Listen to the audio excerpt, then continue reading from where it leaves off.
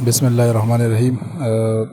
Class शुरू करने से पहले एक दफ़ा मुझे बता दें अगर मेरी स्क्रीन आप सब लोगों को विज़िबल है और मेरी आवाज़ आप सब लोगों को क्लियर आ रही है तो काइंडली एक दफ़ा अपने माइक्स ऑन करके मुझे ओके कॉल दे दें ताकि मैं क्लास को आगे बढ़ा सकूं।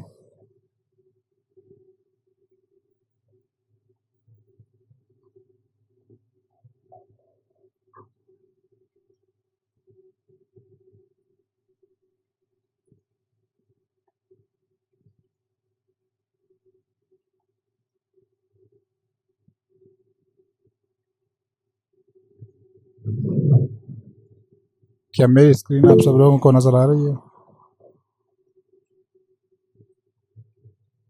जी सर। अच्छा, आवाज़ में कोई इशू हो तो काइंडली अभी से बता दें ताकि उसको रिज़ॉल्व किया जा सके, क्योंकि फिर बीच में लेक्चर को जो है वो रोकना पड़ता है।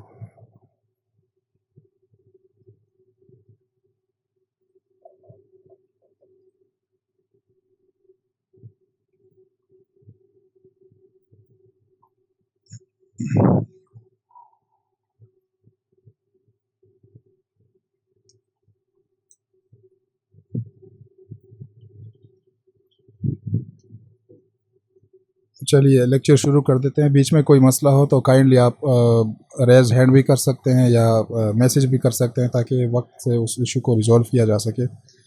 हमने पेडागोजी के क्लासेस शुरू किए थे। दो क्लासेस हो चुकी हैं। पहली क्लास में हम पेडागोजी का थोड़ा सा ओवरव्यू ले चुके हैं और दूसरी क्लास हमने कंप्लीट जो है वो साइकोलॉजी के ऊपर रखी थी। और मैंने आपसे ये भी कहा था उस क्लास के अंदर कि पेडागोजी में जो सबसे इम्पोर्टेंट एरिया है वो यही है एजुकेशनल साइकोलॉजी का। उस क्लास में हमने ये भी बात की थी कि हम एजुकेशनल साइकोलॉजी के अंदर जितनी भी थ्योरीज़ हैं हम उनको डिटेल में पढ़ेंगे।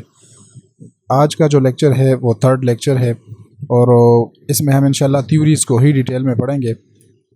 बट उन थ्योरीज़ की जो बैकग्राउंड है वो मैं आपको थोड़ा सा देता चलूँ। देखिए, थ्योरीज़ जो है वो कुछ ऐसी थ्योरीज़ हैं कि वो डिफरेंट एस्पेक्ट्स को एक्सप्लेन करने की कोशिश करती हैं। तो मैंने उन सारी थ्योरीज़ को एक जगह पर एक ही लेक्चर के अंदर कंबाइन करने की कोशिश की है। एंड उसको जब मैं कंबाइन कर रहा था तो एक चीज़ को मैंने बड़ा डीपली नोट किया है कि वो सारी थ्योरीज़ जो हैं वो दो चीज़ों के ऊपर बेस्ड होती हैं, ग्रोथ एंड डेवलपमेंट के ऊपर। अच्छा, अब ग्रोथ एंड डेवलपमेंट जो होती है वो या तो फिज़िकल है या कॉग्निटिव है या इमोशनल है या सोशल है। फोर टाइप्स की जो है वो ग्रोथ एंड डेवलपमेंट थ्योरीज हमारे पास एजुकेशनल साइकोलॉजी के अंदर जो है वो मौजूद हैं।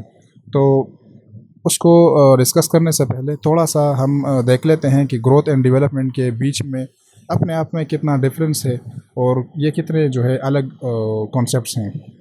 तो सबसे पहले हम देख लेते हैं कि ग्रोथ जो है वो क्या चीज़ है। ग्रोथ में if you see it is a quantitative change in size, height, weight, organs वगैरह। अच्छा, ग्रोथ जो है ये सिंपली अगर आप इसको समझने की कोशिश करें तो ये फ़िज़िकल जितनी भी चेंजेस हमारी बॉडी के अंदर आती हैं उसको हम ग्रोथ कंसिडर करते हैं। ये मतलब अगर आप ह्यूमन बॉडी जो है उसकी साइज़ बढ़ती है, हाइट बढ़ती है, वेट वगैरह बढ़ते हैं तो उसको हम कहते हैं ग्रोथ। ये एक बायोलॉजिकल प्रोसेस होगा, ये एक बायोलॉजिकल प्रोसेस होगा, ठीक है। दूसरा इसमें क्या है, ये मेजरेबल है चूँकि क्वांटिटेटिव चेंज है। देखें, चेंज जब क्वांटिटेटिव चेंज है तो जाहिर है ये मेजरेबल होगा। हम इसको जो है डिफरेंट स्टैंडर्ड से मेजर कर सकते हैं, ठीक है। और थर्ड जो इसके अंदर पॉइंट है वो ये है कि ये लिमिटेड होगा and it will cease after some time. देखिए, जब इंसान की ग्रोथ जो है वो कुछ टाइम के बाद वो रुक जाती है, उनकी हाइट बढ़ना या वेट साइज़ वगैरह कुछ एक स्पेसिफिक एज तक जब वो बढ़ती रहती है और उसके बाद वो रुक जाती हैं। अच्छा, इस एरिया से जो है वो स्पेसिफिकली कोई ऐसे क्वेश्चंस वगैरह नहीं आते, बट ये एक बैकग्राउंड है जो आपके माइंड में होना ज़रूरी है ताकि आप आगे जाकर जो थ्योरीज़ वगैरह हैं उनको अगर समझने की कोशिश करेंगे तो आपके माइंड में ये चीज़ें बड़ी क्लियरली होनी चाहिए कि जो थ्योरीज़ बनी है वो किस बेस के ऊपर बनी है। थोड़े से कुछ फैक्ट्स मैं आप लोगों के साथ शेयर करना चाहूँगा। एक 10 साल का जो बच्चा होता है वो एक साल में 5 सेंटीमीटर जो है उसकी हाइट बढ़ती है। 10 साल के बच्चे की, 10 years old उसकी हाइट 1 साल में कितनी बढ़ती है? 5 सेंटीमीटर। अच्छा, इसी तरह जो बेबीज़ हैं, इन्फेंट बेबीज़ जो होते हैं, जैसे ही वो पैदा हो जाते हैं तो पहले ही साल में उसकी जो वेट है, लेट सपोज अगर वो पैदा होते ही उसकी उसकी जो वेट है वो 3 kg है, तो वो 1 साल में जो है 3 टाइम्स वो बढ़ता है। मतलब जब 1 साल गुजरेगा तो उसका जो वेट है वो 9 kg हो चुका होगा। तो ये क्या है, ये सारी चीज़ें फ़िज़िकल ग्रोथ के एस्पेक्ट्स में आती हैं। और इसी तरह कुछ चीज़ें जो हैं वो फ़िज़िकल ग्रोथ को हैंडर भी करती हैं, उसकी राह में रुकावट भी बनती हैं। और उसमें से जो मोस्ट कॉमन है वो तो ज़ाहिर है जेनेटिक ही है। उसके बाद जो है माल न्यूट्रिशन वगैरह ये सारी चीज़ें उसके अंदर आ जाती हैं। इसके बरक्स जो डेवलपमेंट है वो थोड़ा सा जो है इससे अलग कॉन्सेप्ट है। देखें, ग्रोथ किस तरह की चीज़ थी, वो एक क्वांटिटेटिव चेंज की बात करते हैं उसमें, लेकिन जब डेवलपमेंट की बात करेंगे तो फिर वो क्वालिटेटिव चेंज है। देखिए कितना डिफरेंस है। और वो जो है वो ऐसी चीज़ें हैं जिसको हम मेजर कर सकते हैं, हम देख सकते हैं, बट ये डेवलपमेंटल जो चेंजेस होती हैं इसको हम ये विजिबल नहीं होती। आप जो है इसको देख नहीं सकते। किसी इंसान के स्किल्स बढ़ना, उसकी एबिलिटीज़, उसकी पर्सनालिटी में चेंजेस आना, या उसके इमोशंस, सोशल रोल्स वगैरह, उसको उसको हम कंसिडर करते हैं एज ए डेवलपमेंट।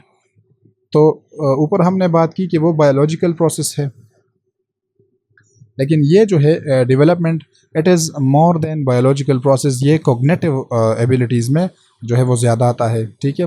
अच्छा, जब हम आगे जाकर थ्योरीज़ वगैरह वगैरह पढ़ेंगे तो आप देखेंगे कि कुछ थ्योरीज़ जो हैं लर्निंग की थ्योरीज़, वो ग्रोथ के ऊपर बेस हैं। मतलब वो इंसान की जो है बायोलॉजी को डिस्कस करती हैं और इस बात को डिस्कस करती हैं कि किस तरह जो है बायोलॉजिकल चेंजेस वो इंसान की जो है लर्निंग और उन कॉग्निटिव एबिलिटीज़ के ऊपर जो है वो असरअंदाज होती है।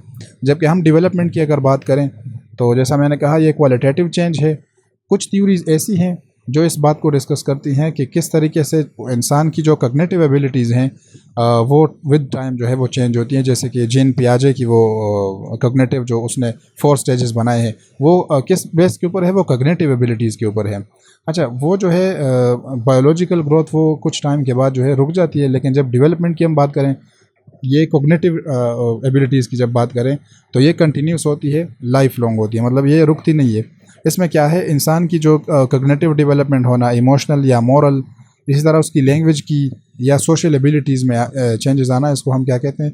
डेवलप। तो बेसिकली ये दो कॉन्सेप्ट्स जो हैं, ग्रोथ एंड डेवलपमेंट, ये एजुकेशनल साइकोलॉजी के जितने भी थ्योरीज़ हैं वो इसी के ऊपर बेस हैं।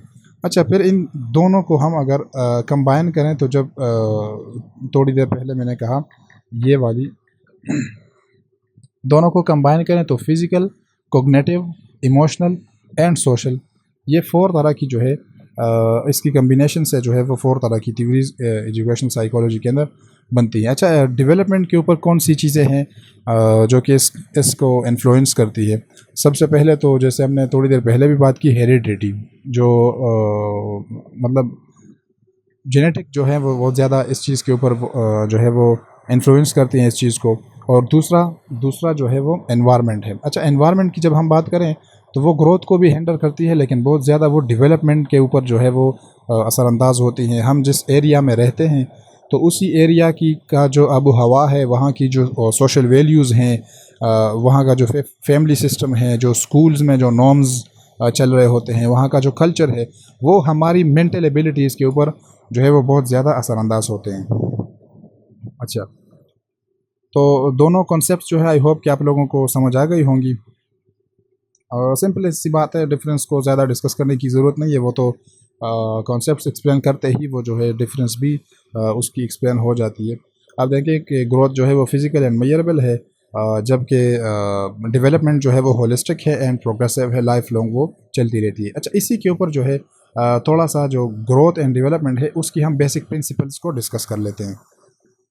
Principles of growth and development को थोड़ा सा डिस्कस कर लेते हैं।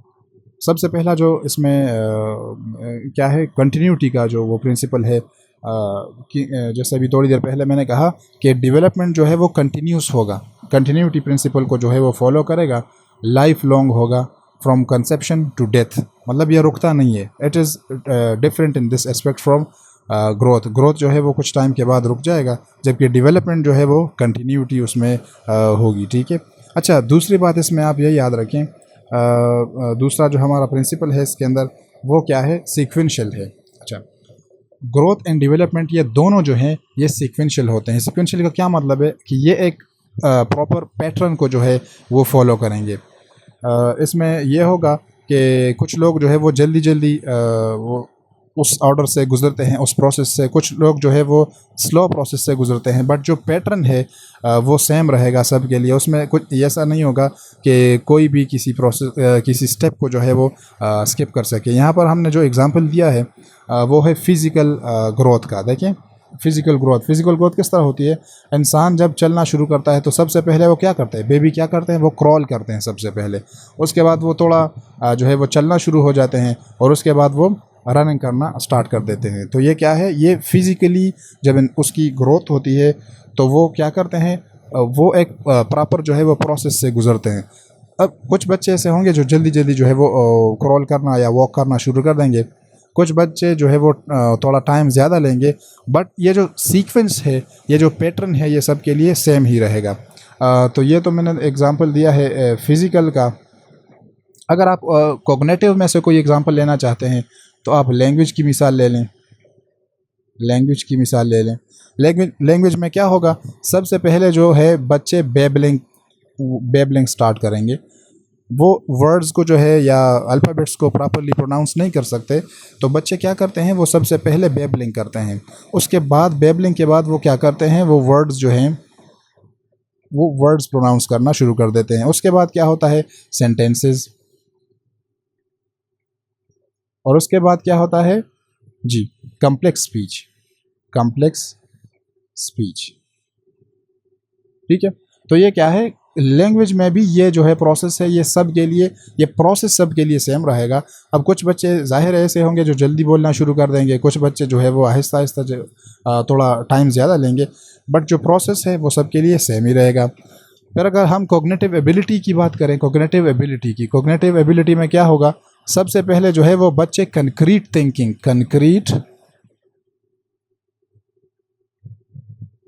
थिंकिंग जो है वो स्टार्ट करेंगे, और उसके बाद जो है एब्स्ट्रैक्ट चीज़ें को वो समझना शुरू करेंगे। तो बात ये कर रहा था कि जो सीक्वेंशियल जो ऑर्डर है वो ज़रूर फॉलो होगा। अच्छा, जो सीक्वेंशियल ऑर्डर है वो ज़रूर फॉलो होगा डेवलपमेंट के अंदर जी। अच्छा, नेक्स्ट हमारे पास जो प्रिंसिपल है वो है डिफरेंशियल भी आप इसको भी थोड़ा सा उसी सीक्वेंशियल ऑर्डर के कॉन्सेप्ट में ले सकते हैं कि सबसे पहले जो है बच्चे क्या करेंगे, सबसे पहले बच्चे सिंपल चीज़ों को जो है वो समझना या सीखना शुरू करेंगे, उसके बाद जो है कम्प्लेक्सिटी की तरफ जाएंगे। या ऐसे ही आप समझें कि अगर हम बॉडी की बात करें तो बॉडी में भी वो पहले जो है वो सिंपल मूवमेंट्स जो है वो स्टार्ट करेंगे, या जनरल जो है वो मूवमेंट्स वो स्टार्ट करेंगे, और उसके बाद वो जाएंगे स्पेसिफिक की तरफ। जैसे छोटे बच्चे होते हैं तो वो सबसे पहले वो हाथ पैर वगैरह हिलाना तो वो सिंपली वो कर देते हैं, लेकिन विद टाइम फिर उनकी जो ग्रिप है वो स्पेसिफिक हो जाती है, स्पेसिफिक चीज़ों को वो पकड़ना शुरू कर देते हैं। तो जो थर्ड प्रिंसिपल है वो हमारे पास क्या है, डिफरेंशियल है। इसमें कुछ ज़्यादा वैसी डिटेल की ज़रूरत है नहीं, और इससे कोई ज़्यादा एग्ज़ाम के अंदर क्वेश्चंस वगैरह आने की भी चांसेस नहीं है, बट थ्योरीज़ को अंडरस्टैंड करने के लिए ये बेस होना लाजमी है मेरे ख्याल से। सेफालोकार्डल एंड प्रोक्सिमोडिस्टल जो प्रिंसिपल्स हैं, फोर्थ नंबर, इसमें क्या है, सेफालोकार्डल कहते हैं फ्रॉम हेड टू टो। इंसान जब बच्चे जब पैदा हो जाते हैं, वो अपनी बॉडी के ऊपर जब कंट्रोल गेन करना शुरू करते हैं तो सबसे पहले वो हेड से स्टार्ट करते हैं। हेड, नेक मसल, देन शोल्डर्स, फिर उसके बाद आर्म्स, और उसके बाद जो है लेग्स। तो उसको क्या कहते हैं, सेफालोकार्डल प्रिंसिपल जी। ये ऐसा नहीं होता कि बच्चे जो है वो पहले जो है पाँव की तरफ से अपनी बॉडी के ऊपर जो कंट्रोल है वो गेन करना शुरू कर लें, बल्कि वो हेड से स्टार्ट करेंगे। सबसे पहले उनकी जो नेक है उसके ऊपर उनको कंट्रोल आएगा, उसके बाद जो है वो उसके शोल्डर्स पर, उसके बाद आर्म्स, और उसके बाद लेग्स पर। इसी तरह जो प्रोक्सिमोडिस्टल है, प्रोक्सिमोडिस्टल का क्या मतलब है? From centre to extremities. Centre क्या है बॉडी का?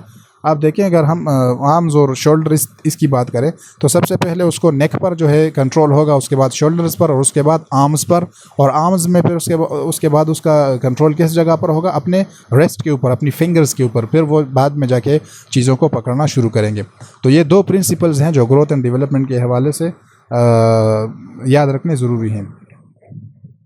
अच्छा, नेक्स्ट हमारे पास है इंडिविजुअल डिफरेंसेस। इंडिविजुअल डिफरेंसेस की मैं अक्सर जो है वो बात करता रहता हूँ। इंडिविजुअल डिफरेंसेस दोनों एस्पेक्ट्स में इसको याद रखना ज़रूरी है, फिज़िकली भी और कॉग्निटिवली भी। ये दोनों इम्पोर्टेंट है। हॉवर्ड गार्डनर की वो थ्योरी जिसमें हम 9 टाइप्स ऑफ इंटेलिजेंसेस को डिस्कस करते हैं, आई होप कि वो आप लोगों को थोड़ा सा याद हो, जो हमने पिछली क्लासेस में पढ़ा है। फिज़िकली भी और मेंटली, या आप कहते हैं कि कॉग्निटिवली, दोनों तरह के इंडिविजुअल डिफरेंसेस को हमने कंसिडर करना होता है।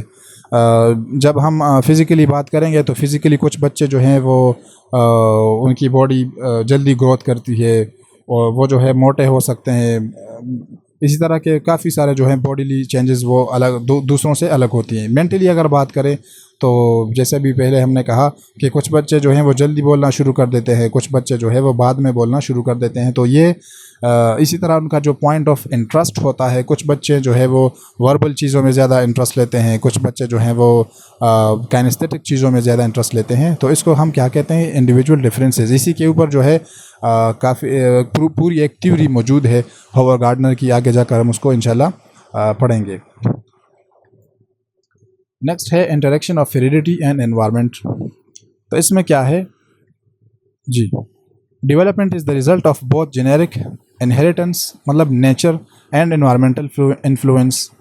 जो हमारे पास डेवलपमेंट है ये दो चीज़ों से मिलकर बनता है। किन चीज़ों से? दो चीज़ों से। एक तो हेरिडिटी, मतलब नेचर, जो कुछ हमें हमारे माँ बाप से मिलता है उसको हम हेरिडिटी कंसिडर करेंगे। दूसरा क्या है? एनवायरनमेंट, जहाँ पर हम रहते हैं, जिसको हम नर्चर बोलते हैं। तो जो हमारी डेवलपमेंट है वो इन दो चीज़ों के ऊपर बेस्ड होता है, हमारी हेरिडिटी के ऊपर एंड हमारी जो एनवायरनमेंट है उसके ऊपर। जैसे मैं आप को अगर एग्जांपल दूं कि कुछ लोग जो होते हैं वो नेचुरली बॉर्न होते हैं कि उनके अंदर कोई म्यूज़िकल टैलेंट होता है, कि उनके अंदर कोई जो है उनकी बॉडी जो है वो बाकी बच्चों से काफ़ी स्ट्रॉन्ग होती है बिकॉज ऑफ द हेरिडिटी। लेकिन जब उसकी जो उसके अंदर जो पोटेंशियल है जो उसको मिला है अपने माँ बाप से, फिर उसको नर्चर करने के लिए एनवायरनमेंट की ज़रूरत होती है। उसको अगर आप किसी ऐसे एनवायरनमेंट में डालेंगे जहाँ पर जाके वो स्पोर्ट्स में जाएं और वो चीज़ें सीखे, तो वो उसकी जो है कंप्लीट ग्रोथ भी हो जाएगी, डेवलपमेंट भी हो जाएगी। अच्छा, नेक्स्ट जो प्रिंसिपल है वो होलिस्टिक है। होलिस्टिक का क्या मतलब है कि physical, cognitive, emotional and social areas are interdependent. ये सारी चीज़ें जो है ये एक दूसरे के ऊपर इंटरडिपेंडेंट हैं। जैसे कि अगर किसी बच्चे को प्रॉपर जो है वो डाइट नहीं मिलती, वो माल न्यूट्रिशन चाइल्ड है, तो ना सिर्फ उसकी फ़िज़िकल ग्रोथ जो है वो मुतासर होगी, बल्कि उसकी cognitive, emotional and social abilities भी उससे मुतासर होती हैं। तो ये चीज़ आपको माइंड में रखना ज़रूरी है कि ये जो सारे प्रिंसिपल्स हैं ये एक साथ में काम करते हैं, अलग अलग नहीं होते। अच्छा, डेवलपमेंट की जब बात करें तो सबसे पहले हम आते हैं फ़िज़िकल डेवलपमेंट की। इसको आप फ़िज़िकल ग्रोथ भी कंसिडर कर सकते हैं। इसमें हमने बेसिकली जो बॉडी है उसको एज के हिसाब से कुछ डिफरेंट कैरेक्टरिस्टिक्स में डिवाइड किया है। सबसे पहला जो स्टेज है वो क्या है? इन्फेंसी का, फ्रॉम 0 to 2 ईयर्स। इसमें क्या होता है? इसके कुछ की कैरेक्टरिस्टिक्स जो हैं वो आप अगर नोट करना चाहें तो आप नोट कर सकते हैं। सबसे पहली क्या है? Rapid growth. रैपिड ग्रोथ जो बच्चे होते हैं उनकी, अभी थोड़ी देर पहले भी मैं बात कर रहा था कि वो पहले साल जब जब पैदा हो जाते हैं तो पहले एक साल में जो है उनकी जो उनका जो वेट है वो 3 टाइम्स बढ़ता है। इसी हिसाब से उनकी जो हाइट है वो भी बहुत ज़्यादा रैपिडली उसके अंदर ग्रोथ आती है। अच्छा, मोटर स्किल्स जो हैं ये भी डेवलप होते हैं इसी एज के अंदर, from 0 to 2 years. Motor skill में आप दो तरह की स्किल्स जो हैं इसको कंसिडर करें। एक हमारे पास होता है gross motor, gross motor skills, और दूसरा होता है हमारे पास fine motor skills. Fine motor skill मतलब जैसे उसके अंदर मूवमेंट्स वगैरह आती हो ना, उसको हम मोटर स्किल्स बोलते हैं। उसके अंदर क्या है, gross motor skills. Gross motor skill का मतलब है कि पूरी उसकी जो बॉडी है वो उसके अंदर इन्वॉल्व हो। उसमें सबसे पहले हमारे पास क्रॉलिंग है, सेटिंग है, स्टैंडिंग है, वॉकिंग है, इस तरह की जो मतलब उसके अंदर पूरी बॉडी जो है वो इन्वॉल्व हो रही हो, तो उसको हम ग्रॉस मोटर स्किल्स बोलते हैं। तो जैसे अभी थोड़ी देर पहले हमने प्रिंसिपल्स को डिस्कस किया, तो उसके अंदर हम देखेंगे कि पहले जो है बच्चा वो पूरी बॉडी के ऊपर कंट्रोल गेन करेगा और उसके बाद उसके फाइन मोटर स्किल्स जो हैं वो इम्प्रूव होंगे, जैसे कि ग्रास्पिंग है, होल्डिंग है, पिंचिंग ऑफ ऑब्जेक्ट्स है। देखिए बहुत छोटे बच्चे जो होते हैं उनका आप कोई चीज़ देंगे तो वो प्रॉपरली उसको पकड़ नहीं सकते, लेकिन थोड़ी टाइम के बाद जो है वो चीज़ों के ऊपर जो है वो उनकी पकड़ भी मजबूत होती है। समटाइम्स आपने नोट किया होगा कि वो आपको प्रॉपरली देख भी नहीं सकते, लेकिन जब उनकी थोड़ी सी वो डेवलपमेंट हो जाती है, ग्रोथ हो जाती है, तो उसके बाद वो आपको प्रॉपरली देखना वो शुरू भी कर देते हैं। एजुकेशनल उसके अंदर हमारी जो जो सेटिंग है, इस एज को समझने की क्या ज़रूरत है या डिस्कस करने की क्या ज़रूरत है।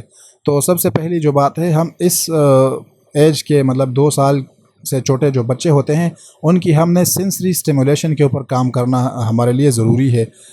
उनको ज़्यादा से ज़्यादा कलर्स से जो हैं वो मुतारफ़ कराएं, ज़्यादा से ज़्यादा कलर्स जो हैं वो उनको दिखाएं, ज़्यादा से ज़्यादा जो है वो साउंड्स और टॉयज़ वगैरह उससे मुतारफ़ कराएं, क्योंकि इस एज में ना जो बच्चे होते हैं वो एक्सप्लोरेशन एक तरह से कर रहे होते हैं।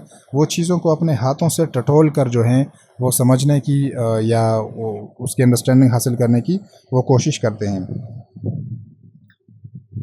अच्छा, जो दूसरा हमारे पास स्टेज है वो चाइल्डहुड का है, फ्रॉम 2 to 12 ईयर्स। इसमें ग्रोथ जो है वो बहुत ज़्यादा रैपिड नहीं होती, बल्कि स्टीडी ग्रोथ होती है। स्टीडी ग्रोथ का मतलब है कि वो एक रिदम के साथ उनकी जो बॉडी है उसके अंदर चेंजेस आते हैं, वो बढ़ती है। अच्छा, एज़ कम्पेयर टू इन्फेंसी जब हम बात करेंगे, इसमें जो हमारे पास gross motor and fine motor skills की हम अगर बात करेंगे, तो जो ग्रॉस मोटर स्किल्स हैं उसमें क्या आएगा, वहाँ वहाँ पर हमने पहले की जो ग्रॉस मोटर स्किल्स थे उसकी क्या बात की थी। उसके अंदर हमने कहा था कि crawling, setting, standing and walking. देखिए पूरी बॉडी की वो क्रॉलिंग करना शुरू करेंगे, वो बैठना शुरू करेंगे, वो स्टैंडिंग की करने की कोशिश करेंगे और आहिस्ता आहिस्ता चलने की कोशिश करेंगे। लेकिन चाइल्डहुड में जो ग्रॉस मोटर स्किल्स हैं वो क्या है, वो रनिंग की कोशिश करते हैं, थोड़ा थोड़ा बहुत वो जंपिंग करने की कोशिश करते हैं, और वो क्लाइंबिंग या साइकिलिंग वगैरह ये उनकी ग्रॉस मोटर स्किल्स होती हैं। जो फाइन मोटर स्किल्स होती है वो राइटिंग करने की कोशिश करते हैं, ठीक है।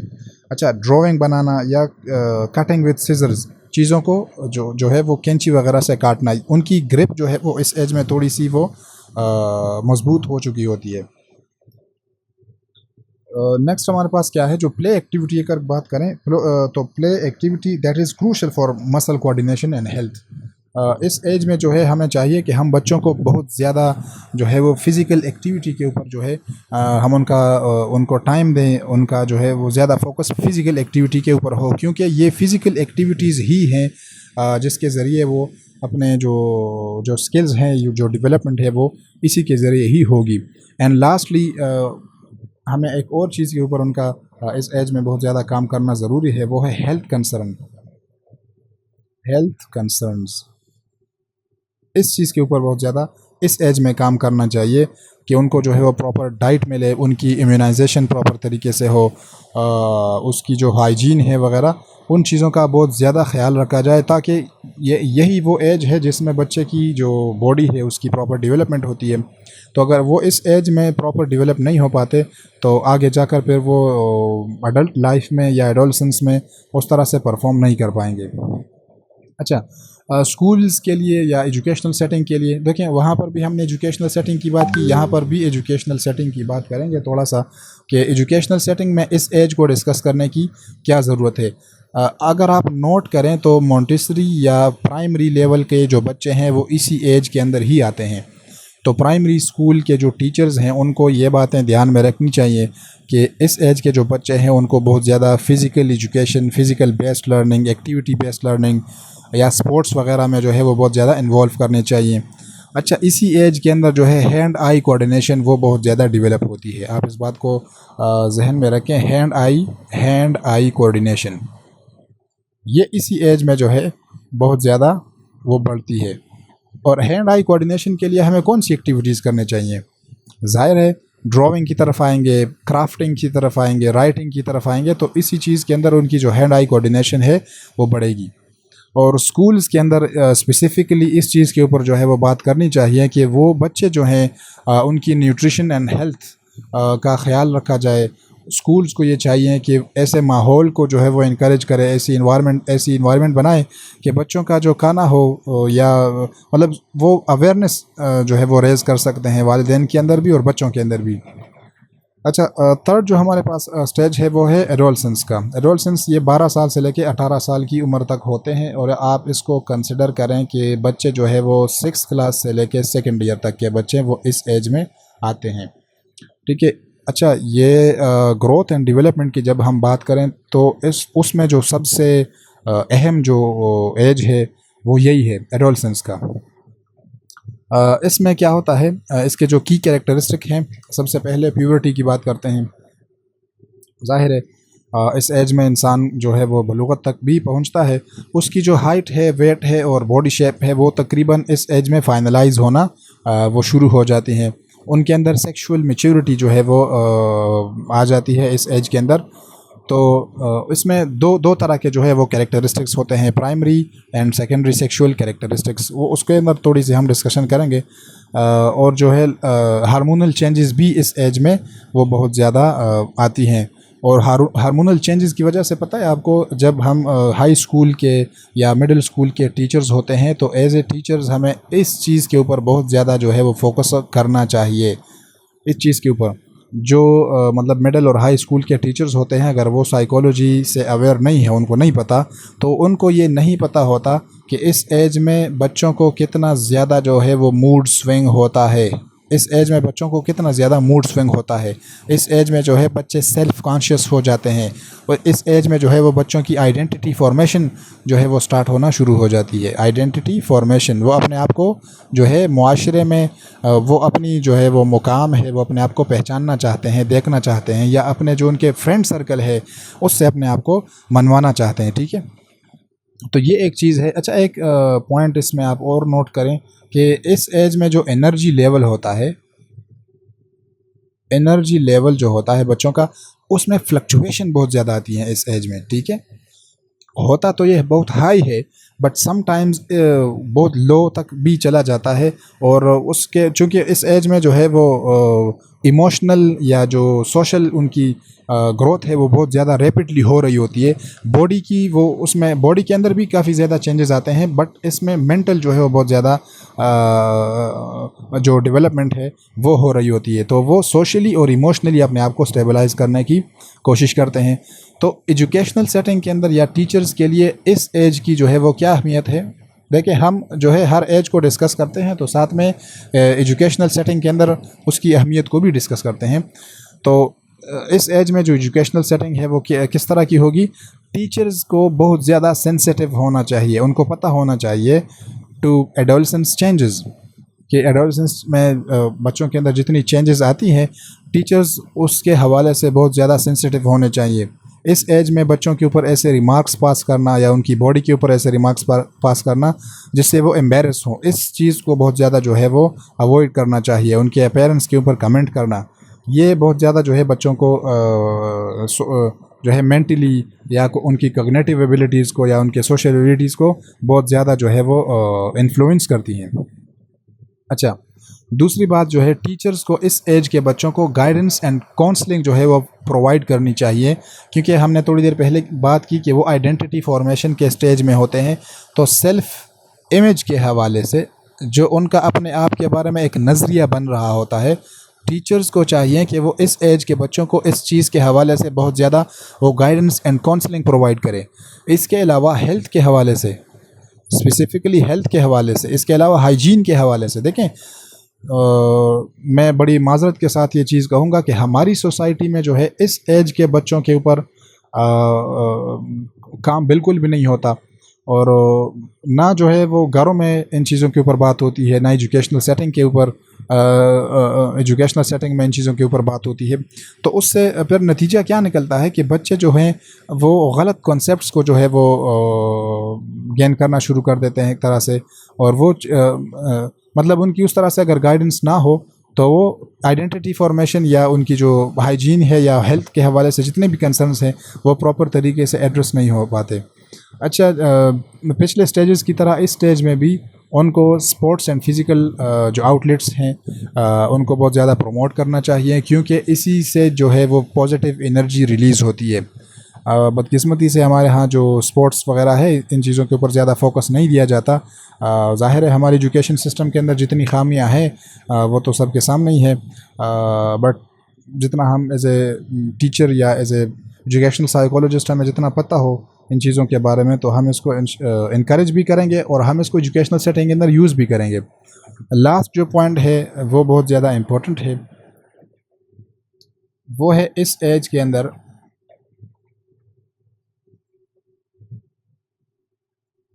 इस एज के अंदर सेक्स एजुकेशन का, क्योंकि इस एज में जो है वो बच्चे उनकी बॉडी जो है वो डिफरेंट फेजेस से गुज़र रही होती है और वो उसको समझने में जो है बहुत ज़्यादा मैं कहूँगा कि वो उसको समझ नहीं सकते और वो बहुत ज़्यादा मिसकंसेप्शन का शिकार होते हैं इस चीज़ के हवाले से। तो मैं कहूँगा कि इन चीज़ों के ऊपर एज ए टीचर या एज ए एजुकेशनल साइकोलॉजिस्ट इन चीज़ों के ऊपर जो है वो स्पेसिफ़िकली जो है वो फोकस करना ज़रूरी है। नेक्स्ट जो हमारे पास वो स्टेज है वो है एडल्टहुड का। तो एडल्टहुड में हमारे पास फिर 3 तरह के जो है वो स्टेजेस हैं। अडल्ट लाइफ में हमारे पास फिर 3 तरह के स्टेजेस हैं। एक तो 18 से लेके 40 साल तक, इसको हम अर्ली एडल्टहुड बोलते हैं, अर्ली एडल्टहुड। जो दूसरा है वो है 40 से 60 तक, इसको बोलते हैं मिडल एडल्टहुड। और जो लास्ट है वो है 60 प्लस का, उसको हम बोलते हैं लेट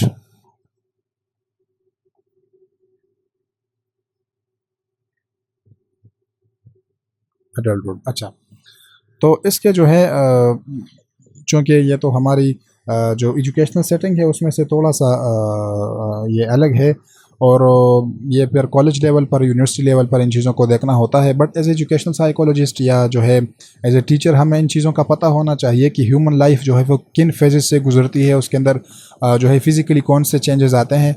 तो जो अर्ली अडल्टहुड है 18 से लेकर 40 साल तक, उसमें फ़िज़िकल ग्रोथ जो है वो स्टेबलाइज हो जाती है। जो स्ट्रेंथ है, स्टेमिना होता है इंसान का, वो बिल्कुल जो है वो पीक पर होता है। कौन से फेज़ में? वो अर्ली अडल्टहुड के फेज़ में फ़िज़िकल ग्रोथ स्टेबलाइज हो जाता है, स्ट्रेंथ और स्टेमिना वो बिल्कुल पीक पर पहुंच जाता है। ठीक है। अच्छा, जो मिडल अडल्टहुड है उसमें क्या होता है, वो ग्रेजुअली स्लोइंग डाउन होना वो शुरू हो जाता है। 40 के बाद जो है वो चीज़ें डाउन होना शुरू हो जाती हैं।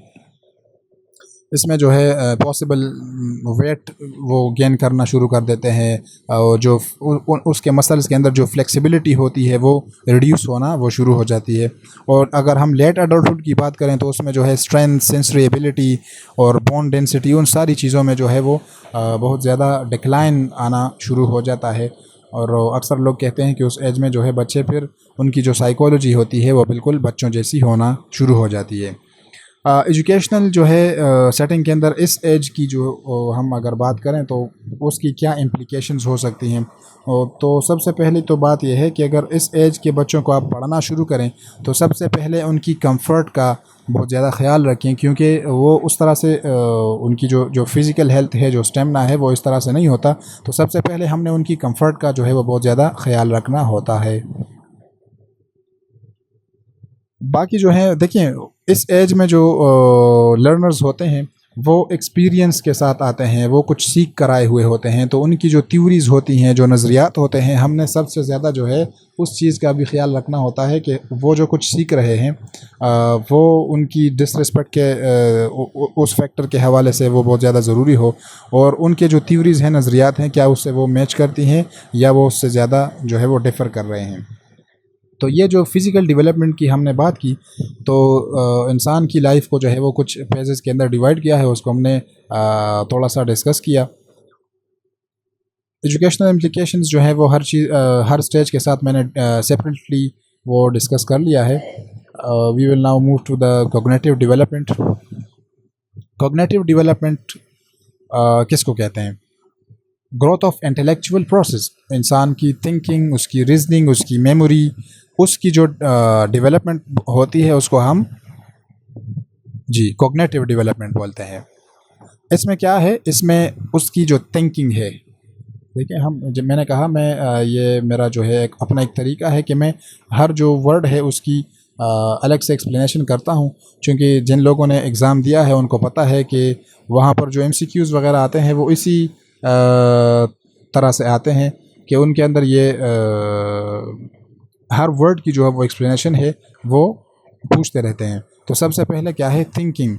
तो थिंकिंग में उसकी reasoning, problem solving, decision making, इन एबिलिटीज़ का जो है वो डेवलप होना, उसको हम क्या कहते हैं, थिंकिंग कहते हैं। उसकी reasoning, problem solving, decision making वगैरह की जो एबिलिटीज़ उसकी डेवलप होती है तो उसको हम थिंकिंग एबिलिटीज़ का डेवलप होना कहते हैं। ठीक है, अच्छा। मेमोरी या रीजनिंग की जब हम बात, रीजनिंग तो ज़ाहिर है उसके अंदर प्रॉब्लम सॉल्विंग और डिसीजन मेकिंग के अंदर आ जाती है। मेमोरी की अगर बात करें तो storing and retrieving of information को स्टोर करना, उसको रिट्रीव करना, उसको बोलते हैं मेमोरी। इसके अलावा हम इसमें काफ़ी सारी और चीज़ें भी डिस्कस जो है वो ऐड कर सकते हैं। इसके अंदर आप लैंग्वेज को ऐड कर सकते हैं, इसके अंदर आप परसेप्शन को ऐड कर सकते हैं। ठीक है, परसेप्शन क्या है, इंटरप्रेटिंग ऑफ सेंसरी इनपुट, या लैंग्वेज की अगर बात करें तो उसमें कंप्रहेंशन और कम्युनिकेशन की बात आ जाएगी।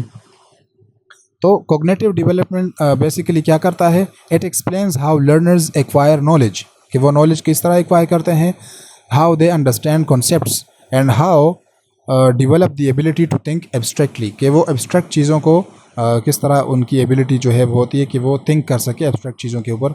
तो इसको हम कॉग्निटिव डेवलपमेंट बोलते हैं। इसमें जो सबसे फेमस थ्योरी है इसको हमने पढ़ा भी था और अभी दोबारा मैं आप लोगों के सामने इसको थोड़ा सा एक्सप्लेन करने की कोशिश करूँगा। जो सबसे पहले हमारे पास कॉग्निटिव डेवलपमेंट की जो थ्योरी है सबसे फेमस है, उसकी क्या है, जेन पियाजे की कॉग्निटिव डेवलपमेंट थ्योरी। ठीक है, उसने कॉग्निटिव डेवलपमेंट को 4 स्टेजेस में जो है वो डिवाइड किया है। उसमें सबसे पहला क्या है, सेंसरी मोटर स्टेज का। सबसे पहला कौन सा है, सेंसरी मोटर, वो from 0 to 2 years, from 0 to 2 years। इसमें उसने कहा है कि जो बच्चे होते हैं वो किस तरीके से सीखते हैं, they learn through senses and motor actions.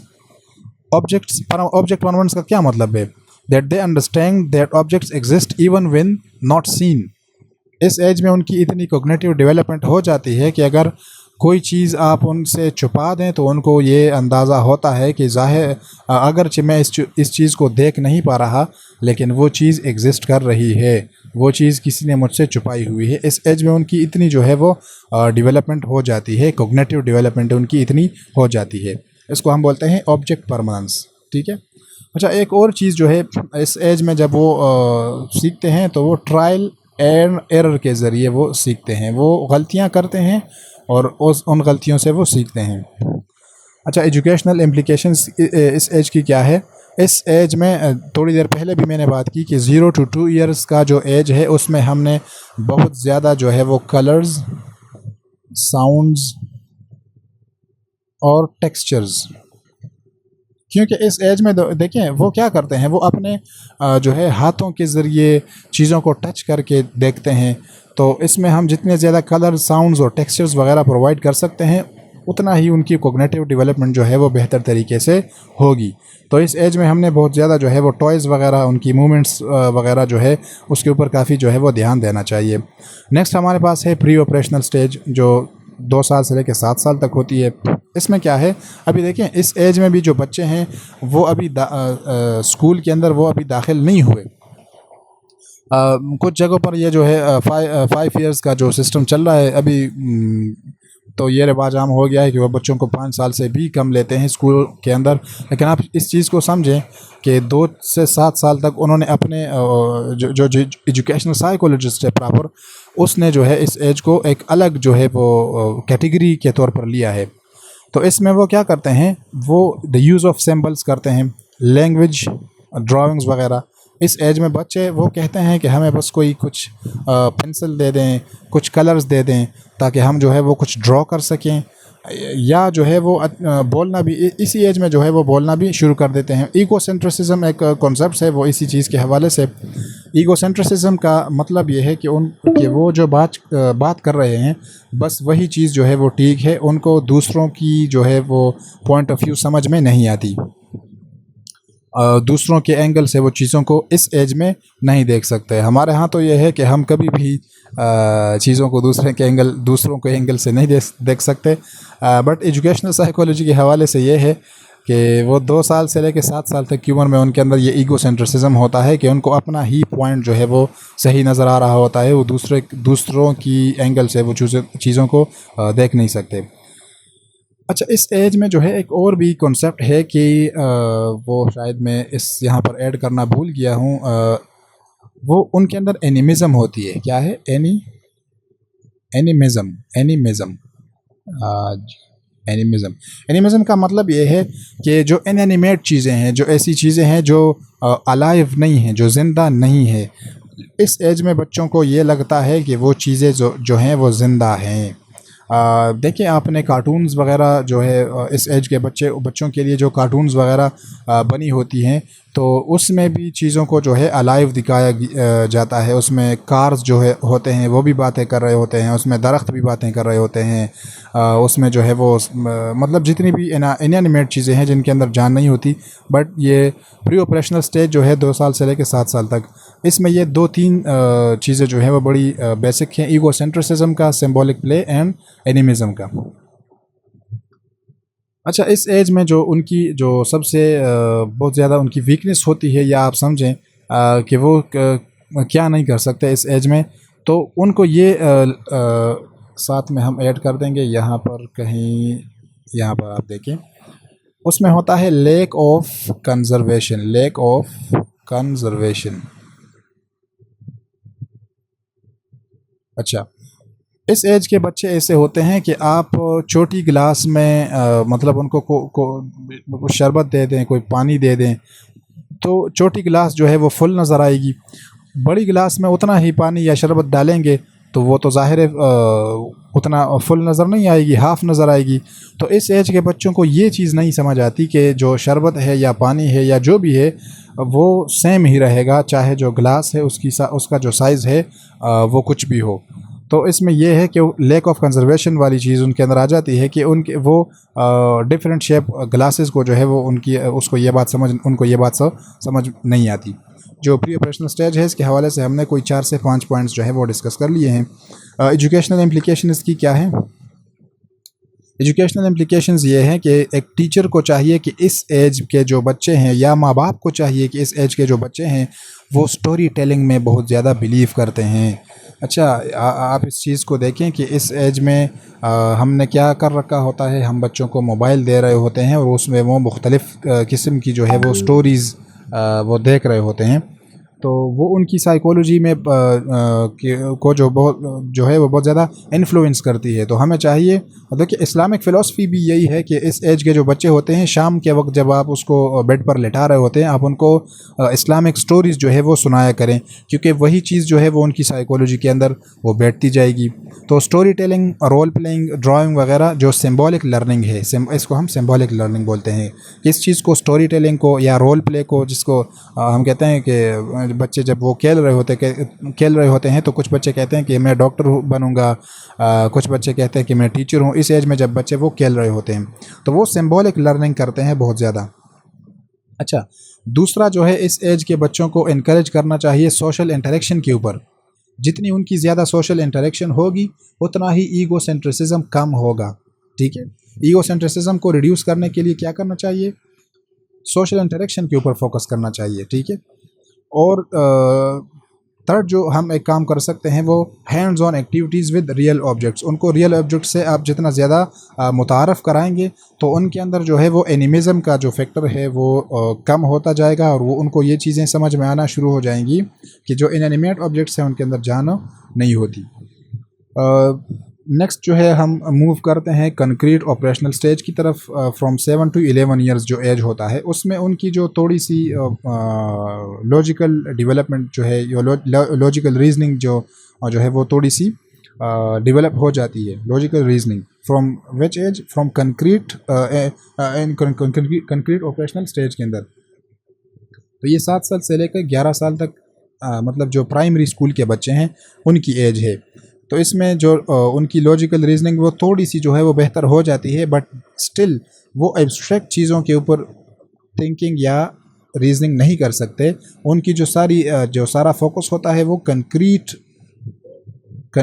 चीज़ों के ऊपर होता है। ठीक है, कंक्रीट सिचुएशंस के ऊपर, कंक्रीट चीज़ों के ऊपर वो बहुत ज़्यादा होता है। जो दूसरी पहला जो एज था प्री ऑपरेशनल का, उसमें वो कंजर्वेशन को नहीं समझते थे, लेकिन इस एज में वो कंजर्वेशन को वो समझ जाते हैं। उनको ये समझ में आ जाता है कि quantity remains the same despite shape changes. अगर जो है ग्लास वगैरह की आप शेप चेंज कर दें तो क्वांटिटी जो है वो स्टिल सेम ही रहेगी। अच्छा, नेक्स्ट हमारे पास क्या है?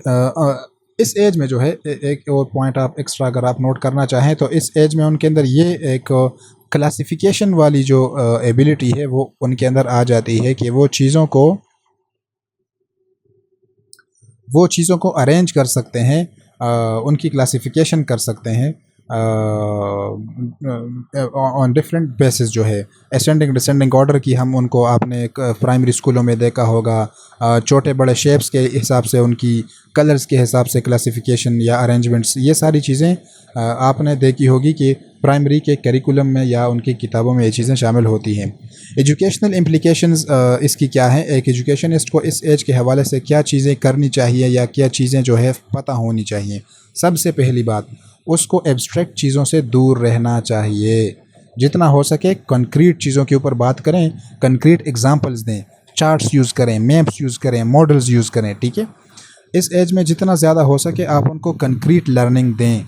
जितनी ज़्यादा हो सके वो physical activities, learning by doing, उससे बहुत ज़्यादा करवाएं। तो इस एज में वो बहुत ज़्यादा सीखते हैं कंक्रीट चीज़ों से, रादर देन कि आप उनको एब्स्ट्रैक्ट चीज़ें सिखाएं। अगर आपने कोई एग्जांपल देनी है तो ऐसी चीज़ की एग्जांपल दें जिसको वो अपनी आंखों से देख सके। अगर वो क्लास के अंदर मौजूद नहीं है तो भी आप कोई ऐसी चीज़ की एग्जांपल दें जिसको वो अपनी रियल लाइफ में देख रहे हैं, रादर देन कि आप कोई एब्स्ट्रैक्ट जो है वो एग्जांपल्स दें उनको, ताकि फिर उनको वो चीज़ें समझ ही नहीं आएगी। अच्छा, नेक्स्ट क्या है? Teach with experiments and problem solving activities. थोड़ी देर पहले मैंने यही बात की कि उनको आप एक्सप्लोर करने दें, काम करने दें। वो एक्टिविटीज़ करेंगे तो उससे ही वो सीखेंगे। और लास्ट जो है रीजनिंग उनकी, वो किस चीज़ से डेवलप होगी? उनको अगर आप जितना ज़्यादा ग्रुप डिस्कशन करने देंगे, जितना ज़्यादा आप उनको बोलने देंगे, ग्रुप के अंदर पार्टिसिपेशन करने देंगे, उतना ही ज़्यादा उनकी जो लॉजिकल रीजनिंग है वो इम्प्रूव होती जाएगी। लास्ट जो स्टेज है हमारे पास वो है फॉर्मल ऑपरेशन स्टेज। ये 12+ ईयर्स का है। इसमें क्या होता है? सबसे पहले तो एब्स्ट्रैक्ट थिंकिंग उनकी जो बच्चों की है वो डेवलप होना शुरू हो जाती है। ये बच्चे जो है वह अभी मिडिल स्कूल में जा चुके हैं, प्राइमरी पास कर चुके हैं। उनकी जो है वो एब्स्ट्रैक्ट थिंकिंग थोड़ी सी वो स्टार्ट कर देते हैं। जस्टिस के बारे में वो पूछते हैं कि इंसाफ क्या है, फ्रीडम क्या है। देखिए, मैथमेटिक्स के अंदर वो अलजेब्रा, हाइपोथेसिस, इस तरह की चीज़ों को वो थोड़ा सा वो इंट्रोड्यूस करिकुलम में करवाना शुरू कर देते हैं। तो इसके बाद जो थ्योरीज़ हैं, जो फिज़िकल डेवलपमेंट की थ्योरीज़ हैं या सोशल डेवलपमेंट की थ्योरीज़ हैं, उसके अंदर आप देखेंगे कि इस एज के जो बच्चे होते हैं वो बहुत ज़्यादा क्रिएटिव भी होते हैं। वो बहुत ज़्यादा जो है वो क्वेश्चन रेजिंग होते हैं। वो हर चीज़ के ऊपर क्वेश्चंस करते हैं जो सोसाइटी के अभी पहले से तयशुदा जो नॉर्म्स वगैरह हैं वो उसके ऊपर क्वेश्चन जो है वो करना शुरू कर देते हैं, क्योंकि हमने कहा कि इस एज के अंदर उनकी आइडेंटिटी फॉर्मेशन भी होती है, वो ख़ुद को पहचानना समझना शुरू कर देते हैं, तो वो हर चीज़ के ऊपर सवाल करते हैं। इवन टीचर की अथॉरिटी के ऊपर भी वो सवाल करना शुरू कर देते हैं, टीचर के ऊपर वो कमेंट करना वो शुरू कर देते हैं। इससे पहले जो बच्चे होते हैं उनके लिए टीचर जो है वो एब्सोल्यूट होता है, लेकिन इस एज के जो बच्चे होते हैं वो टीचर की बिहेवियर, उनकी पर्सनालिटी, उनके टीचिंग मेथोडोलॉजीज़ के ऊपर आहिस्ता आहिस्ता वो कमेंट करना शुरू कर देते हैं। उनको ये बात समझ में आ जाती है कि कौन सा टीचर जो है वो अच्छा है, कौन सा टीचर बुरा है, कौन सी टीचर से वो अच्छा सीखते हैं, कौन से टीचर से वो अच्छा नहीं सीखते। तो ये सारी चीज़ें एब्स्ट्रैक्ट थिंकिंग जो है वो इस एज में शुरू हो जाती हैं। दूसरा हाइपोथेटिकल जो थिंकिंग है, या आप इसको ये कहें कि हाइपोथेटिकल डिडक्टिव रीजनिंग आप इसको बोलें, deductive reasoning, hypothetical deductive reasoning भी आप इसको कह सकते हैं। यहाँ एक और वर्ड अगर आप ऐड करना चाहें, डिडक्टिव, हाइपोथेटिकल डिडक्टिव रीजनिंग। इसमें क्या है कि they are able of testing multiple solutions mentally. उनको कोई सिचुएशन सामने आती है तो वो अपने माइंड में ही मल्टीपल सॉल्यूशंस उस सिचुएशन का निकालते हैं। सिर्फ एक नहीं होता बल्कि मल्टीपल सॉल्यूशन को वो अपने माइंड में ही वो थिंकिंग करते हैं उस चीज़ के ऊपर कि अगर मैं ये करूँगा तो इसका ये रिज़ल्ट आएगा, अगर ऐसा होगा तो उसका ये रिज़ल्ट आएगा। तो वो इस चीज़ के काबिल हो जाते हैं, हाइपोथेटिकल डिडक्टिव रीजनिंग थिंकिंग के या रीजनिंग के वो काबिल हो जाते हैं। और लास्ट जो अभी थोड़ी देर पहले भी हमने बात की, वो शायद मैं यहाँ पर ऐड करना भूल गया हूँ, वो जो है वो क्या करते हैं, ये नेक्स्ट आप एक पॉइंट इसके साथ ऐड कर सकते हैं कि वो personal values and identity formation, personal values and identity formation, उनके फिर अपने स्टैंडर्ड्स होते हैं। वो कहते हैं कि ये चीज़ मुझे सही लग रही है तो ये सही है, ठीक है। तो इस चीज़ के ऊपर थोड़ी देर पहले मैं बात कर भी चुका हूँ। एजुकेशनल सेटिंग के अंदर जो है इसकी वो क्या जो है इम्प्लिकेशंस हैं, क्या एक एजुकेशनिस्ट को इस चीज़ के, इस एज के हवाले से क्या कुछ पता होना चाहिए। तो सबसे पहले जो है एक टीचर को इस एज के बच्चों के अंदर जो है वो ग्रुप डिस्कशन और डिबेट्स जो हैं वो कराने चाहिए, क्योंकि इससे उनकी जो एब्स्ट्रैक्ट थिंकिंग है या हाइपोथेटिकल रीजनिंग की स्किल्स हैं वो मज़ीद जो है वो बेहतर होती जाएंगी। इस एज के बच्चों को रिसर्च वर्क दें, क्योंकि इस एज में बच्चे, जैसे थोड़ी देर पहले मैंने कहा, वो क्यूरियस होते हैं, वो चीज़ों को टटोलना चाहते हैं, एक्सप्लोर करना चाहते हैं। तो आप उनको प्रोजेक्ट्स दें, रिसर्च वर्क दें, इससे उनकी लर्निंग एबिलिटीज़ में बहुत ज़्यादा इंप्रूवमेंट आती है।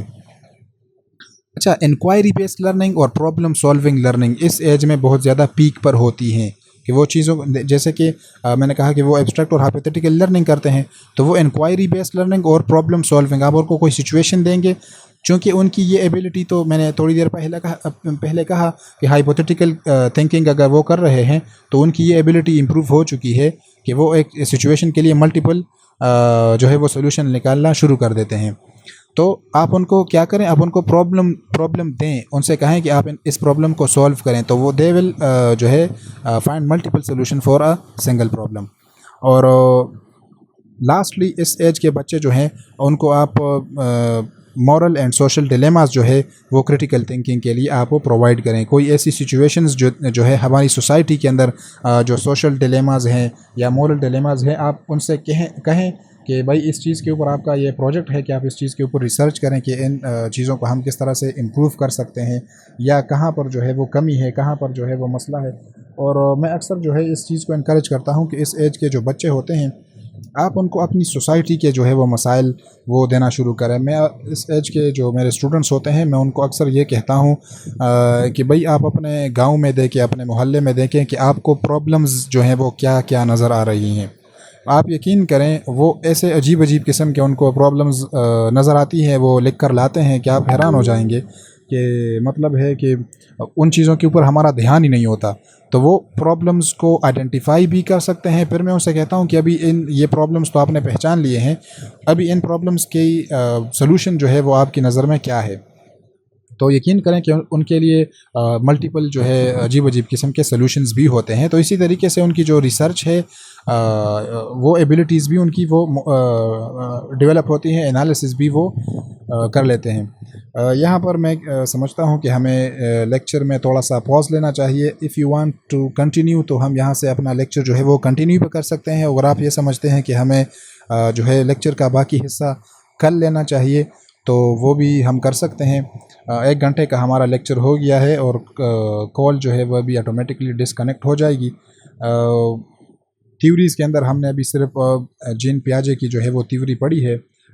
इसी के अंदर जो कॉग्निटिव डेवलपमेंट है उसके अंदर फिर ब्रूनर मोड्स ऑफ रिप्रेजेंटेशन है वो थ्योरी है। फिर वाइगोट्स्की को जो थ्योरी है जोन ऑफ प्रोक्सिमल डेवलपमेंट का या स्कैफोल्डिंग का वो थ्योरी, मतलब 2 थ्योरीज़ जो है वो कॉग्निटिव डेवलपमेंट के अंदर अभी रहती हैं।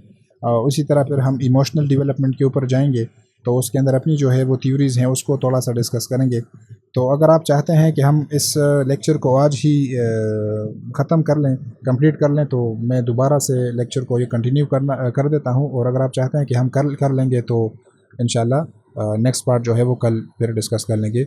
व्हाट्सएप पे मुझे मैसेज कर लीजिए ताकि मुझे अंदाज़ा हो जाए।